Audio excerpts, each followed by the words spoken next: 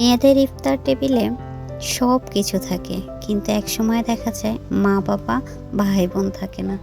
দিন চলে যায় দিনের মতো করে, রাত চলে যায় রাতের মতো করে, এরপর মাস বছর যেতে যেতে কয়েকটা বছর কেটে গেল প্রবাসের মাটিতে। প্রায় 2.5 বছর পরে আজকে একটা কথা বলতে চলেছি আপনাদের সাথে। এই প্রবাস জীবনে সুখ শান্তি সব কিছু আছে, শুধুমাত্র আত্মীয় স্বজন মা বাবা কাছে পাওয়া যায় না। বিপদে শুধু দূর থেকে সবাইকে দেখা যায়, কষ্ট পাওয়া যায়, কিন্তু ওই বিপদে ছুটে চলে যাওয়া যায় না তাদের কাছে।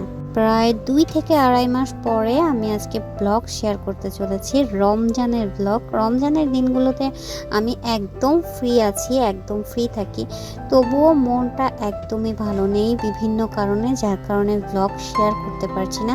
তবে ভাবলাম একটা দিনের ব্লগ একটু টুকটাক ভিডিও আপনার সাথে শেয়ার করি।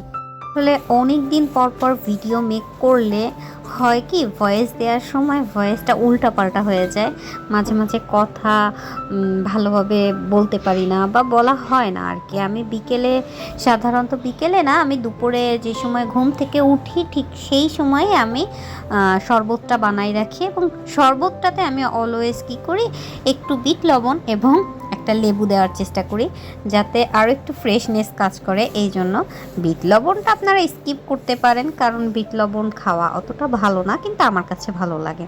সারাদিন রোজা রেখে ইফতার টাইমে একদম ঠান্ডা ঠান্ডা একটা শরবত খেতে কার না ভালো লাগে বলেন। এরপরে আমি চলে গেলাম বিরিয়ানি রান্নার প্রিপারেশন নিতে। আমি আসলে সেদিন বিরিয়ানি রান্না করেছিলাম, এবং বিরিয়ানিতে কিন্তু আমি সবসময় আলু দেই, আলুটাকেই প্রেফার করি।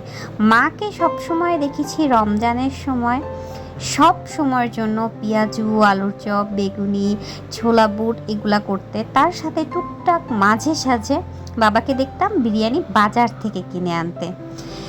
আর সব থেকে আনন্দের এবং সুন্দর মুহূর্তগুলো আসলে বাবা মায়ের সাথেই কাটে, মেয়েদের বা ছেলেদের বা আমরা যারা আছি তাদের। আসলে জীবনের সব থেকে সুন্দর সময়, সুন্দর মুহূর্তগুলোই কাটে বাবা মার সাথে। আমার জীবনের 3তম রমজান মা বাবাকে ছাড়া, এটাই হচ্ছে সব থেকে কষ্টকর কথা।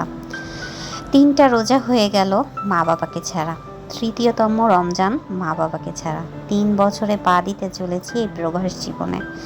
প্রবাস জীবনটা যেমন সুখ তেমন দুঃখ দিয়েও ভরা। প্রবাস জীবনে যেমন আপনি খুব ভালো থাকবেন, আবার ঠিক আপনি অনেক কষ্টেও থাকবেন, যা কাউকে বলতে পারবেন না।